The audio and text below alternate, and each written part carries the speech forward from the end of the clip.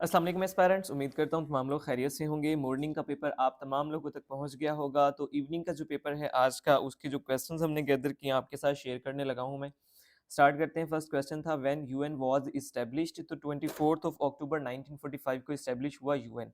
और अगर next paper में पूछ ले कि यूएन डे कब मनाया जाता है, 24 ऑफ अक्टूबर को मनाया जाता है। ऑपोजिट पूछा था उसने इंक्लूड का, यानी कि एंटोनिम पूछा था, तो एंटोनिम इसका बनेगा एक्सक्लूड। नेक्स्ट क्वेश्चन हमारे पास है second name of Godwin Austen. Godwin Austen जो है केटू का दूसरा नाम है। और उसके अलावा पूछा उसने when first census of Pakistan was done, तो पहली मर्दमशुमारी पाकिस्तान में 1951 में हुई। अगर ओवरऑल पूछ ले तो 1881 के अंदर हुई है।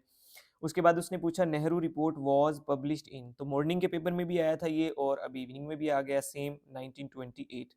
उसके बाद उसने पूछा वो फेल जो गुजरे काम को जाहिर करे लेकिन उसके ज़माने का तयन ना हो या करीब का ज़माना, करीब का है या दूर का, ये तयन ना हो कि ज़माना जो है करीब का है दूर का, तो उसे क्या कहते हैं, उसे माजी इस्तमरारी कहा जाता है।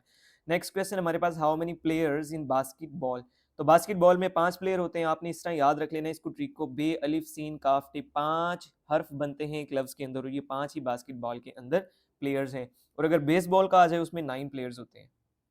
When Pakistan participated in hockey Olympics, तो पाकिस्तान ने 1948 में पार्टिसिपेट किया, क्योंकि ये जो इवन नंबर्स होते हैं उसी के अंदर होती हैं ये जो ओलंपिक्स हैं। Who won first hockey Olympics, तो इंग्लैंड ने वन किया था। उसके बाद थेम्स रिवर जो है वो इंग्लैंड में है। उसके बाद है जी दिल्ली प्रपोजल वाज प्रेजेंटेड 1927 के अंदर दिल्ली प्रपोजल प्रेजेंट किए गए। उसके बाद Ernest Hemingway belongs to each country, तो जो लिटरेचर के स्टूडेंट्स थे उनके लिए तो बड़ा इजी आसान क्वेश्चन था ये, अमेरिका से ताल्लुक है अर्नेस्ट हेमिंगवे का, बाकी लोगों को मुश्किल लगा होगा। उसके बाद क्वेश्चन है कैपिटल ऑफ कोलंबिया, तो दो कैपिटल आज आपसे पूछे गए, एक कोलंबिया का जो कि बोगोटा है और दूसरा कैम्बोडिया का पूछा गया जो कि फनम पेन है। उसके बाद है जी बुकिंगम पैलेस लोकेटेड इन, ये यूके के अंदर है लोकेटेड बुकिंगम पैलेस। नेक्स्ट क्वेश्चन है नगोर्नो कराबाख कन्फ्लिक्ट बिटवीन, तो ये है आज़रबाईजान और आर्मीनिया के दरमियान, बड़े अरसे से चल रहा था लेकिन अभी ये सॉर्ट आउट हो चुका है कन्फ्लिक्ट, और जो इलाका है वो चला गया है नगोर्नो कराबाख का आज़रबाईजान के पास। जिस तरह हमारा मसला कश्मीर है उसी तरह ये आर्मीनिया और आज़रबाईजान का था। गोलान हाइट्स का पूछा गया कि डिस्प्यूटेड हैं किन दो कंट्रीज़ के दरमियान, तो सीरिया और इसराइल, इन दो के दरमियान। वैसे ये कैप्चर कर लिया था इसराइल ने 1967 के अंदर। उसके बाद है खेवड़ा, जो खेवड़ा माइंस हैं वो रिच हैं किस चीज़ के अंदर, साल्ट की, साल्ट माइंस है ना सारी। और उसके बाद OIC organization of Islamic cooperation का पूछा गया कि कब इस्टेब्लिश हुई, सितंबर 1969 के अंदर जो है ये इस्टेब्लिश हुई।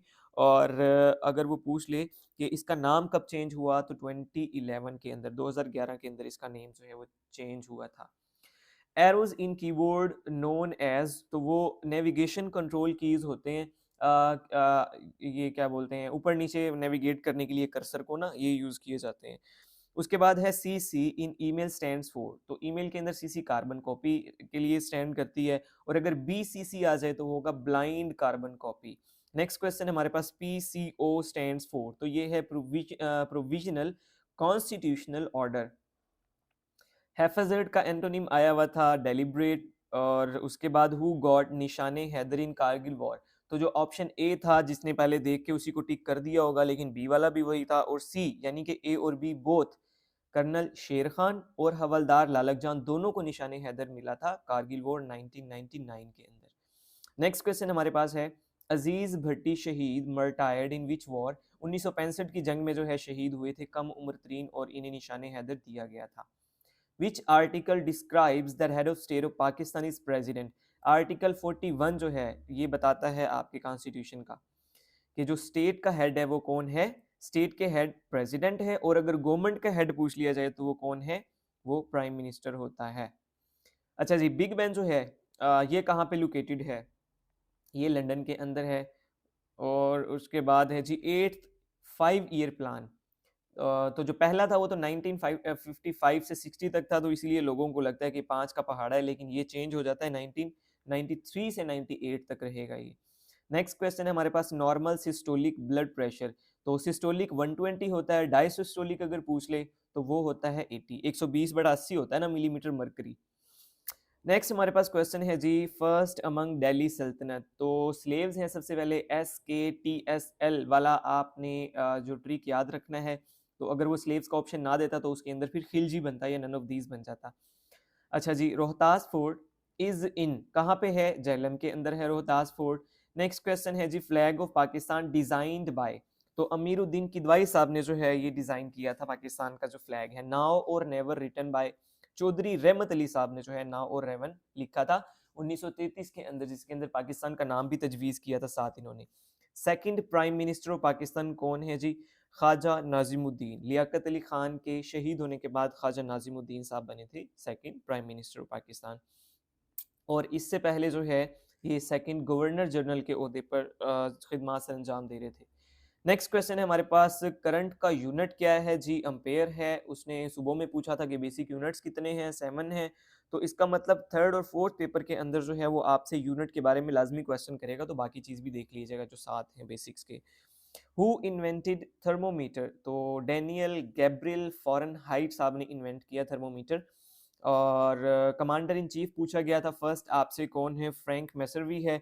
अगर वो आपसे पूछे कि पहला आर्मी चीफ कौन है तो वो होंगे जनरल टिक्का खान साहब। और अगर सी इन सी पूछे तो फ्रैंक मैसरवी। अब देखें उसने वहां पे नन ऑफ दीज का तो ऑप्शन नहीं दिया था, तो यही बनता ना फ्रैंक मैसरवी, टिक्का खान का ऑप्शन था नहीं। Who was appointed as chief martial law administration? अच्छा यहाँ पे था कि फर्स्ट पहला जो है वो कौन था? तो सिकंदर मिर्जा साहब ने ये लगाया था पहला मार्शल लॉ, और अयूब खान साहब को उन्होंने पहला चीफ मार्शल लॉ एडमिनिस्ट्रेटर मुकर्रर किया था। नेक्स्ट क्वेश्चन हमारे पास है, वुमेन सीट्स इन 1973 कॉन्स्टिट्यूशन। तो उसने जो ऑप्शन दिए हुए थे 40, 50, 60 और नन ऑफ दीज।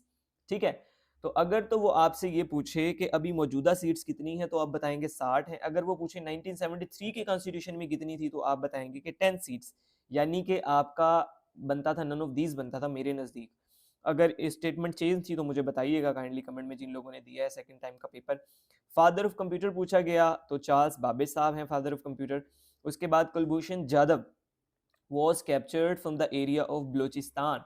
बलोचिस्तान में मशखिल का इलाका है, तो वहाँ से कुलभूषण जाधव को गिरफ्तार किया गया था। और इंडिया वाले कहते हैं जी ईरान से ये किडनैप करके लाए थे और इन्होंने यहाँ पे कह दिया कि ये तो स्पाई पकड़ लिया हमने। कैपिटल ऑफ कैम्बोडिया, तो ये फनम पेन है, बता दिया मैंने स्टार्ट में, 2 कैपिटल पूछे गए थे, इसका मतलब नेक्स्ट में भी कैपिटल पूछे जा सकते हैं, तो कैपिटल वाली लिस्ट को दोहरा लीजिएगा तमाम लोग।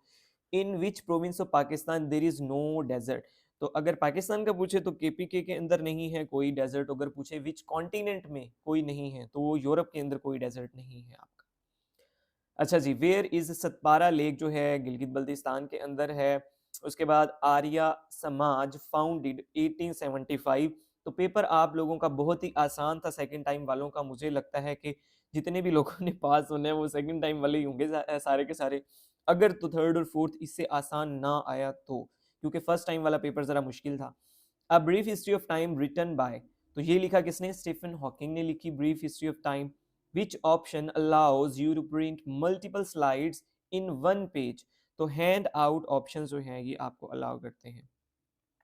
अच्छा जी, क्वेश्चन एक था, a soft brown combustible sedimentary rock that is the lowest rank of coal, वो क्या होती है जी?